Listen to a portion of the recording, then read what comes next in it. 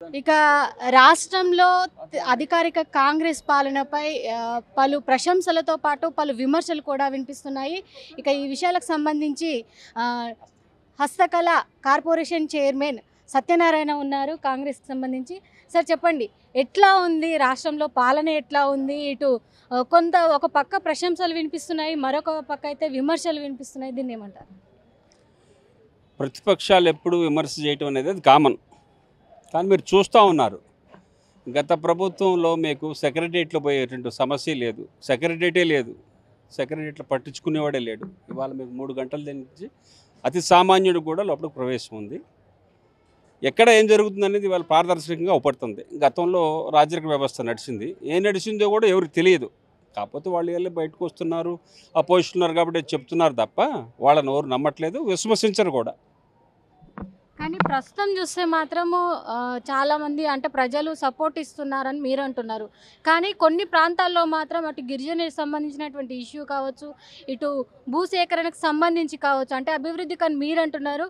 కావాలని ప్రభుత్వము తమ లాభాల కోసం మాత్రమే మా నుంచి భూములు తీసుకుంటుందని రైతులు అంటున్నారు. ఇప్పుడు ఇక్కడ ఫార్మా పెట్టినప్పుడు, మహబూబ్నగర్ జిల్లాలో ఫార్మా పెట్టినప్పుడు 4500 ఎకరాలు తీసుకున్నారు. ఇప్పుడు కేవలం 1100 ఎకరాలు మాత్రమే అడిగేది ముఖ్యమంత్రి గారు, ఎక్కువ అడగట్లే. అది దేనికి? మన డెవలప్మెంట్ కోసం, మన రాష్ట్రానికి కావాల్సినటువంటి నెట్వర్క్ కోసం చేస్తున్నాడు తప్ప ఆయన సొంతంగా ఇంట్లోకో లేకపోతే ఆయన అల్లుడికో ఉపయోగపడేది కాదు. ఇది తెలుసుకోవాల్సింది ఏంటంటే, వాళ్ళు చేసినవన్నీ కుటుంబ పరంగా చేసుకునేది తప్ప కాంగ్రెస్ పార్టీ 100% కూడా ప్రజా సంక్షేమం కోసం, ప్రజాక్షేమం కోసమే మొత్తం ప్రయాణం చేస్తుంది. మనకి ఇండస్ట్రియల్స్ రావాలి, తద్వారా నిరుద్యోగులకు ఉపాధి కలగాలనే ఉద్దేశంతోనే ఈ ఎన్ని కార్యక్రమాలు పెట్టడం జరుగుతుంది తప్ప ఇంకోటి కాదు. కానీ రైతులకు ఒక క్లారిటీ లేదు. ఎందుకంటే భూములు ప్రభుత్వం ఎందుకోసం తీసుకుంటుంది, దేనికోసం ఉపయోగించుకోవాలంటుంది. మరి గతంలో కూడా చాలా ప్రదేశాల్లో కంపెనీస్ కోసం అని తీసుకున్నారు. ఒక 5 సంవత్సరాలు లీజ్ అని చెప్పేసి ప్రైవేట్కి ఇచ్చిన వాళ్ళు 20 సంవత్సరాలు ఎక్స్టెండ్ చేసి అక్కడ ఉన్నటువంటి ప్రజల ఆరోగ్య పరిస్థితి కూడా చాలా దయనీయంగా మారి అక్కడ నుంచి పూర్తిగా ఖాళీ చేసి వెళ్ళినటువంటి పరిస్థితి ఉంది. మరి ఇప్పుడు ప్రభుత్వం నుంచి కూడా ఒక క్లారిటీ అనేది రైతులకు లేదు. దీన్ని ఏమంటారు? ప్రభుత్వం ఇండస్ట్రీలకు ఇచ్చినటువంటి భూములన్నీ కూడా వాళ్ళకి ఇచ్చిన టైం అయిపోయిన తర్వాత వాళ్ళకి ఇప్పుడు నోటీస్ ఇవ్వడం జరిగింది. అవన్నీ కూడా ప్రభుత్వం హ్యాండ్ ఓవర్ చేసుకుంటుంది, దాంట్లో ఇబ్బంది లేదు.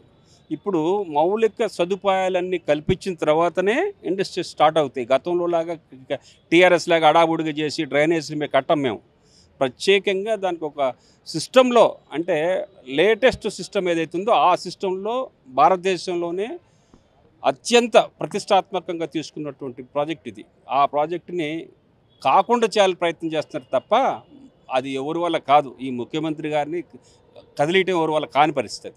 కానీ గ్రౌండ్లో చూస్తే ఒక లగచెర్లలోనే కాకుండా ఇక్కడ కందుకూరు మండల్ ఇబ్రాహీంపట్నంకి సంబంధించినటువంటి రైతులు కూడా కంప్లైంట్ చేయడం జరిగింది. ఎందుకంటే అక్కడ పోలీస్ వ్యవస్థను పెట్టి మరీ రైతులను అలా స్థలాల్లోకి వెళ్ళనివ్వకుండా ఇబ్బంది పెడుతున్నారు, కొడుతున్నారు అని అంటున్నారు. మరి దీనికి ఇచ్చే సమాధానం ఏంటి? అంటే రైతులు అనేవాళ్ళు అక్కడ ఉన్నారో లేదో ఇప్పుడు అరెస్ట్ చేస్తుంటే అర్థమవుతుంది మీకు. వాళ్ళు కొంతమందిని కూలీలు పట్టుకొచ్చుకుని వాళ్ళు చేస్తున్నటువంటి డ్రామాలు, ఈ డ్రామాలు అందరూ చూశారు, ఇంకా చూస్తారు. జనం ఇప్పటికే చీకొట్టారు, ఆ తర్వాత పరారు చేస్తారు. దాంట్లో ఏమీ అనుమానం లేదు మీకు. కానీ ప్రస్తుతం ఇప్పుడు చూస్తే మాత్రం మంత్రివర్గ విస్తరణకు సంబంధించి కావచ్చు, ఇప్పుడు కొన్ని ఏదైతే అటు ఉద్యోగాల నియామకానికి సంబంధించి కావచ్చు, పెద్ద ఎత్తున ఉద్యమాలు చేస్తామని చెప్పేసి అటు ప్రతిపక్షానికి సంబంధించినటువంటి కొంతమంది లీడర్లు అంటున్నారు.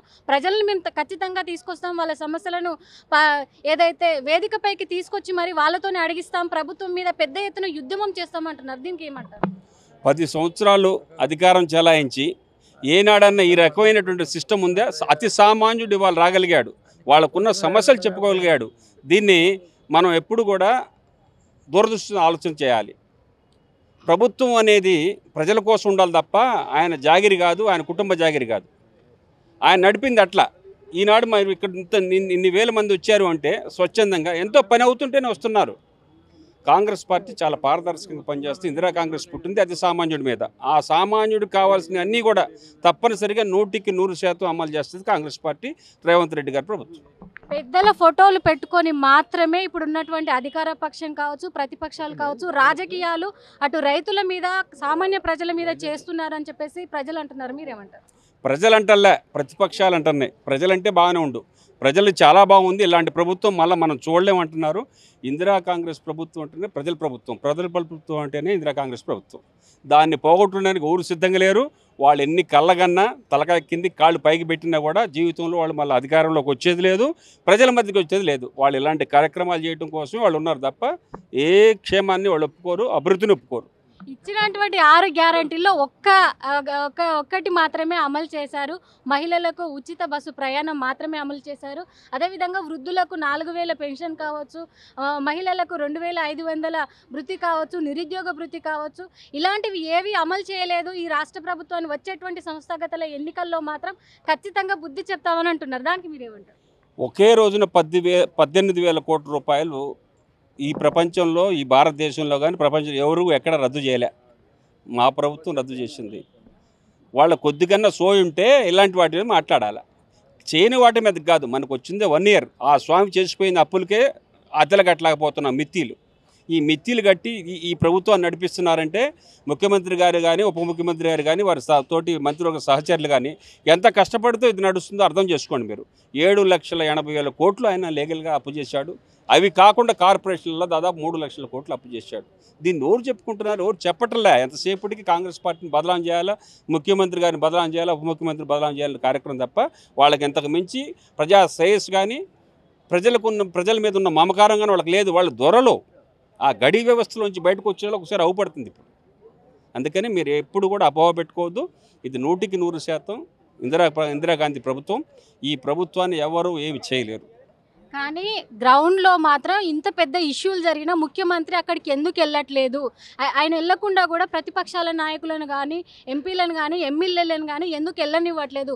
పోలీస్ వ్యవస్థతో పెట్టి ఎందుకు నిర్బంధం చేస్తున్నారు అనే విమర్శలు వస్తున్నాయి. ఏమంటారు? విమర్శలు అనేవి మీరు ఒకటి గుర్తుంచుకోవాలమ్మా. ఆయన నిర్బంధం చేశాడు, మొత్తం నిర్బంధం చేశాడు. కాబట్టి ఆ నిర్బంధం చేసినటువంటి పునరావృతం అవుతుంది అనుకుంటున్నా. అదేం లేదు. ముఖ్యమంత్రి ఎక్కడా కూడా నీకు ఏదైనా ఒక కార్యక్రమం జరిగితే అక్కడ పోయి చెప్పడు. ఆయన కూర్చొని ఆయనకు కావాల్సిన చోట మొత్తం దీన్ని ఎక్స్ప్లెయిన్ చేయగలుగుతాడు. మొన్న పబ్లిక్ మీటింగ్లో కూడా చేశాడు బ్రహ్మాండంగా. దీని మీద పూర్తిగా ఎక్స్ప్లెనేషన్ కూడా ఇచ్చాడు. కాబట్టి ఎవరు అపోహపడద్దు. ఈ ప్రభుత్వానికి, ఈ ముఖ్యమంత్రికి ఏ రకమైన డోకా లేదు. ముఖ్యమంత్రి సీటుకి ఎసరు వచ్చేటువంటి సమయం వస్తుందని అంటున్నారు. వాళ్ళు పగటగలగంటున్నారు. ముఖ్యమంత్రి గారిని ఎవరూ ఏం చేయలేరు. అది మాత్రం చెప్తున్నా మీకు. 5 సంవత్సరాలు ఇంచే కూడా కదపలేరు ఆయన్ని.